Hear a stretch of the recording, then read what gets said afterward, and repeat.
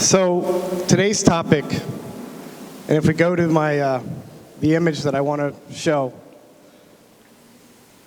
it's probably not the image you would expect a hotelier to have on a presentation, right? You probably saw Brock, Marriott, hotels. Probably not the image you expected me to show. Usually this image in the trainings and other speeches I might give, this image would be a beautiful beach, maybe a beautiful room, a guest interaction, some great experience that a guest is having at a hotel. And that's what we're all accustomed to when we speak to hotels. But there's also something else that we need to speak to, and I want to use Maria as an example in this story. Maria came from a very poor family, very little opportunity to succeed in life, sick mother, father could barely work hard enough to pay the bills and support her sisters and brothers. So Maria, like many children and young adults that we know, Maria went to live in another country. She migrated, right? She had the opportunity to do so and she took it, and her family supported her in that because she had an uncle that lived in another country. So she went, she was able to get through. She got to this other country, she met up with her uncle, they called back home, I made it okay, I'm fine. And then time went by and there was less phone calls, less contact with the family. And that money that she was supposed to send back after she got a job to help her family, it stopped appearing. Because Maria, unfortunately, ended up, as so many other young women and even children in this situation, in the sex trafficking industry. And it was none other than her uncle that put her in that situation.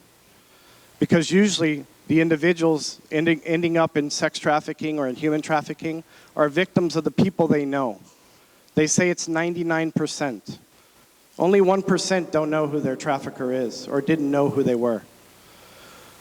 So we're going to talk about Maria a little bit later in her story, but I wanted to go through some data about sex trafficking and human trafficking in general as well. And it's a difficult truth. Again, not something a hotelier likes to speak about, but something that definitely affects our industry all around the world. Because it is an international crime, it's global, it's a violation of human rights. This exists all over the world, everybody's in agreement with this. But it's also a modern form of slavery. And we know there's hot spots, right? This occurs, okay, maybe Southeast Asia. We might think of Eastern Europe, parts of the Americas. But in reality, we have cases of this, an example of this all over the world. It can happen in the richest neighborhoods, the poorest neighborhoods, the richest countries, the most underdeveloped countries. There's a lot of news right now going on from a little island in the United States Virgin Islands, right? Everybody, I think, knows that story. And every day, more and more stories come out of that one story that happened on that island. Highly profitable. It's the third most profitable crime in the world. After drug trafficking, which usually goes hand in hand, and arms trafficking. $150 billion a year in revenues from this criminal industry. And it affects 25 million people. That's human trafficking. Of those, it is believed 5 million are in the sex trafficking, that are sex trafficking victims. So think about that, 25 million people affected yearly by human trafficking. That's the size of the country of Australia. That's the population of Australia. 5 million people, roughly the populations of Ireland or Costa Rica. So when we put those numbers a little to humans, to actual people, it becomes a little more real. 70% of people that are either trafficked, humans that are trafficked or sex trafficked, are women. And they say 1 out of 3, because it's really hard to get strong data on this, but 1 out of 3 are said to be children. So you can imagine the impact that this has on young adults and children as they grow up. So let's talk a little bit about who are the victims. There is no set who could be a victim, but there is sometimes the idea of the blonde-haired, blue-eyed girl who's beautiful. The white van pulls up and throws her into the van, and they whisk off, and she becomes part of it. And there's movies about this, right? We've probably seen the movies, and then somebody comes and rescues her. But more than not, victims come from minorities. They come from people that don't have the resources needed to get out of this life and escape. And there's consequences. As I said, these individuals, they become physically abused. They have psychological trauma. They live with that through their entire lives. But there's more. They become addicted to drugs, many times on purpose by their traffickers to control them. They also have sexually transmitted diseases. And the things that they may never, psychological and physiological trauma that they may never be able to recover from. So who's a target? Who's a target to be either human trafficked or sex trafficked? Typically, and I've mentioned a few, it's individuals who don't have means, maybe come from poor neighborhoods or countries or areas. They may be homeless. They may be in debt. They owe a debt to somebody that they have to repay. But it's also individuals that have mental health problems, right? Individuals who have already had violence occurring to them throughout their lives, right? So they're not that they're accustomed to it, but they're a target for it. And then we question, well, why would these individuals stay in that environment? Why would they continue to allow themselves to be victims? Why don't they know that they're being trafficked and get out? Well, a lot of times it's because they fear leaving more than staying. In other words, they think that something worse will happen than what they're going through now. So if you can imagine somebody who, like Maria, is in a foreign country, may not speak the language, also have a fear of the authorities, because where she comes from, maybe if you went to the police are involved with the mafia that put you there in the first place. So you run to the police, and the police immediately turns you back over to your traffickers. So a lot of times they're scared to go and report this. So it's that fear that they have, and then they may be undocumented. They may have that fear of also being deported or sent back to their countries as well. So there's a lot of barriers that people have to getting out of this. And we have to understand that you can't say, well, they want to be a victim, because that's not true. Just because someone looks like they're not, there are a lot of people in that lifestyle, and that might be trafficked. We might say, well, it doesn't look like they're hating it, but you don't know what there is behind or why that person is staying there. A lot of times their trafficker might even be someone who feeds them with gifts and gives them things as well. So hotels. Hotels are used, unfortunately, as a means of sex trafficking and human trafficking. Why? Because hotels are discreet and anonymous, and we want to be discreet and anonymous.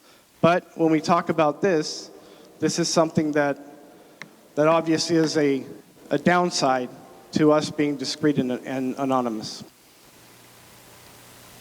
80% of the cases in the United States of America of sex trafficking that were held in a federal court happened in hotels. So that just tells you how much is happening in hotels. So what was the impact of the global pandemic on this issue and digital technology? What happened during the pandemic? Everybody wanted to be contactless. We didn't want to talk to people. We didn't want to see people. And what does a trafficker want when they go to a hotel? They don't want to talk to people or have interactions with people either. Because the more an individual has interaction with someone, the more they might question something is wrong.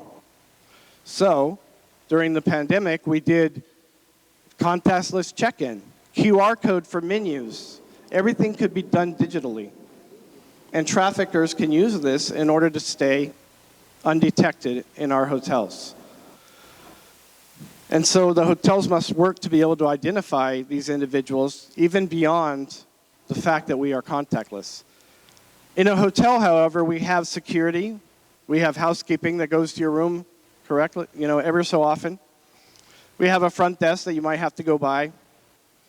But then there's Airbnbs. What about Airbnbs?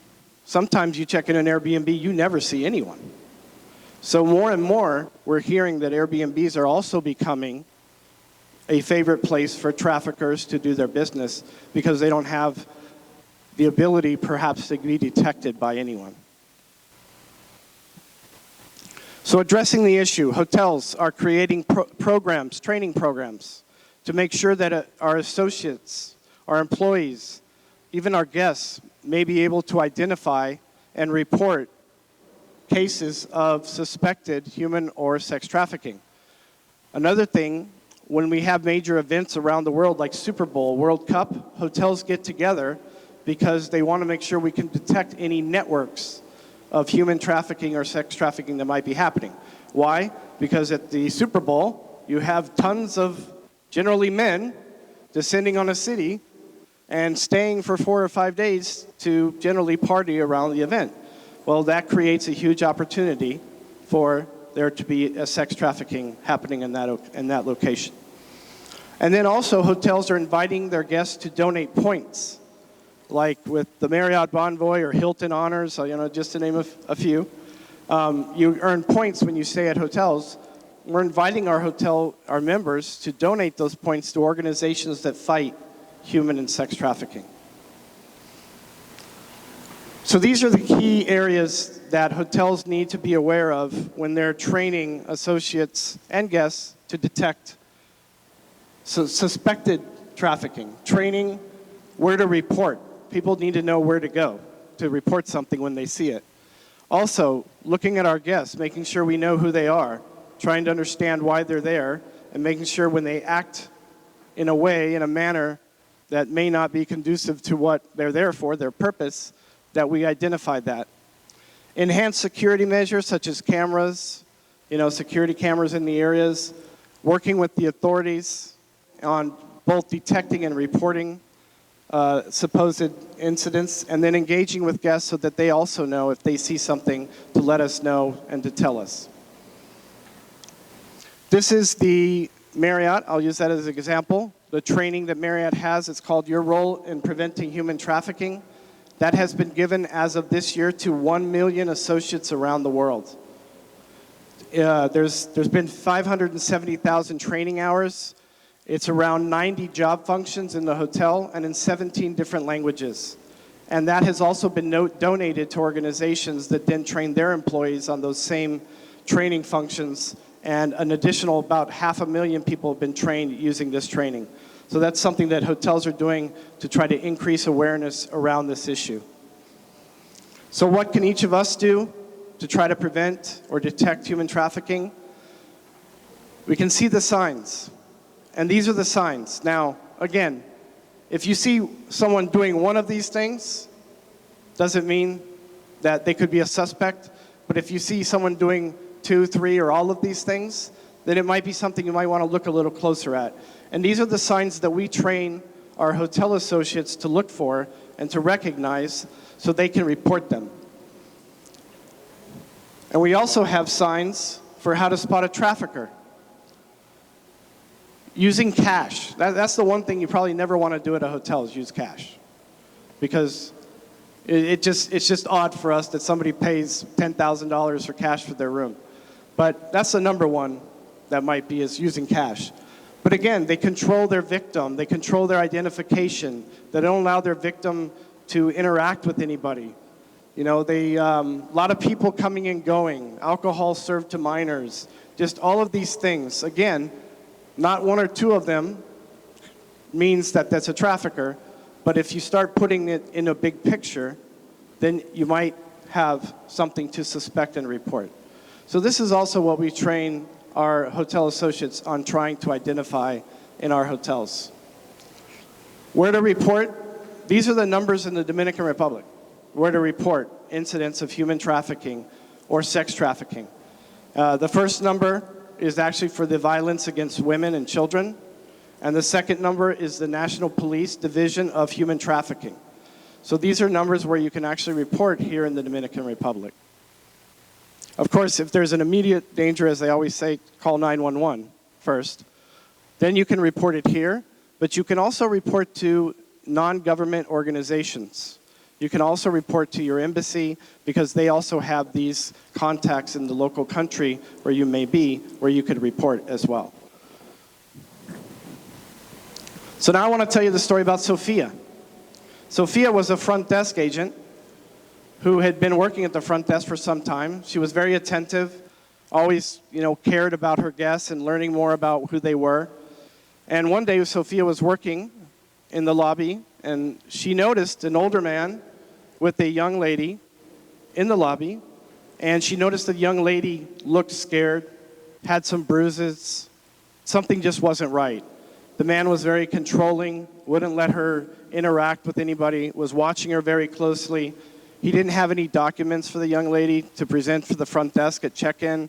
And there was just a lot of things that we just saw, right? Those weird things that you might put together and say, what's going on here?